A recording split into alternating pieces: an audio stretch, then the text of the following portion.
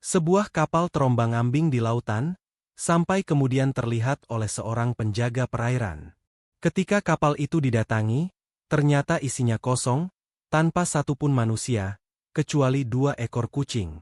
Padahal kapal itu tidak mengalami kerusakan apapun, dan kapal itu diketahui telah melakukan pelayaran cukup panjang di lautan. Kemana hilangnya semua awak kapal itu? Dan kenapa yang tertinggal di kapal hanya 2 ekor kucing? Inilah kisah selengkapnya, dan selamat menyelami dunia misteri.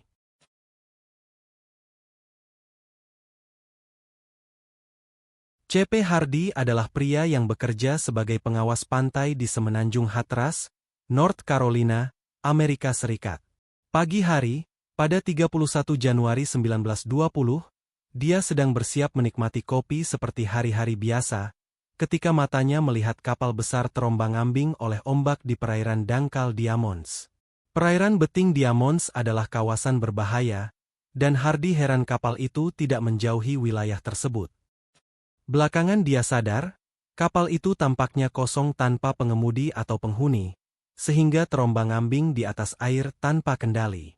Kesadaran itu pula yang membuat Hardy menghubungi komandan pengawas pantai, yang segera mengirim 10 orang penjaga pantai untuk mendekati kapal itu. Hari itu laut sedang bergejolak, dengan ombak besar yang menari liar.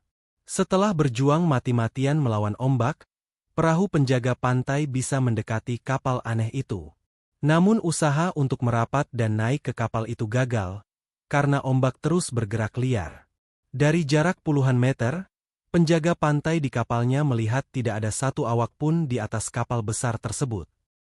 Beberapa hari kemudian, setelah kondisi perairan lebih tenang, para penjaga pantai akhirnya berhasil naik kapal aneh itu, dan tidak menemukan satu orang pun di dalamnya, kecuali 2 ekor kucing. 2 kucing itu masih hidup, tapi tidak ada satupun manusia, baik hidup atau mati. Kapal itu benar-benar kosong. Berdasarkan pengecekan pada kapal tersebut, diketahui 2 jangkar telah hilang, begitu pula perahu penyelamat dan sejumlah dokumen manifest pelayaran.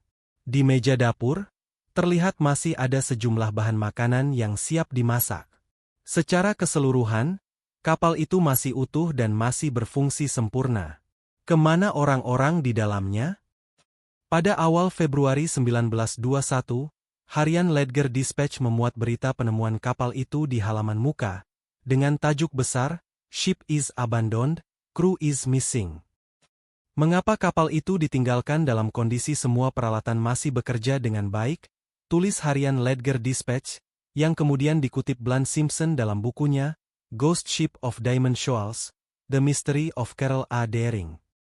Berdasarkan penelusuran yang dilakukan kemudian, kapal itu diketahui bernama Carroll A. Deering, milik G.G. Deering Company.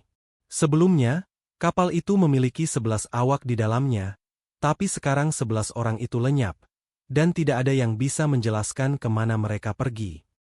6 bulan sebelum kapal Carroll Deering ditemukan tanpa awak dan terombang-ambing di beting Diamonds, kapal itu angkat sauh dari pelabuhan Norfolk, Virginia, Amerika, menuju Rio de Janeiro, Brasil, dengan muatan batu bara.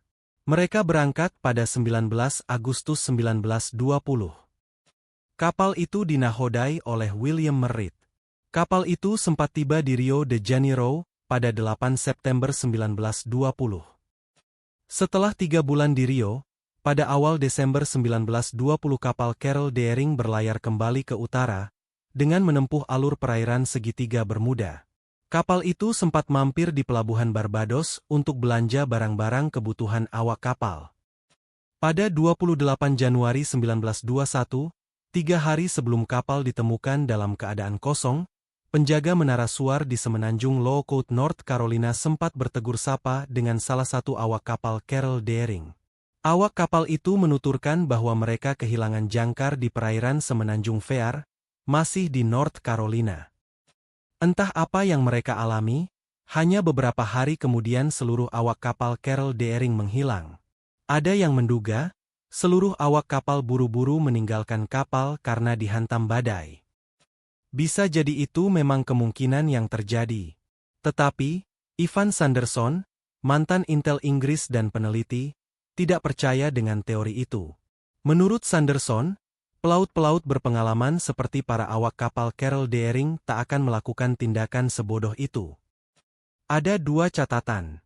Pertama, bahkan pelaut yang kurang pengalaman pun jarang sekali meninggalkan kapalnya di tengah badai. Kedua, jika kapal besar seperti Carol Deering tak bisa bertahan dari badai, apalagi perahu kecil, kata Sanderson, dikutip Gail Barbara Stewart dalam bukunya, The Bermuda Triangle. Anehnya, kapal itu juga tidak menunjukkan tanda-tanda perompakan atau kekerasan. Investigasi oleh pemerintah Amerika tidak menemukan satupun petunjuk mengenai apa yang mungkin terjadi dengan kapal hantu Carol Deering.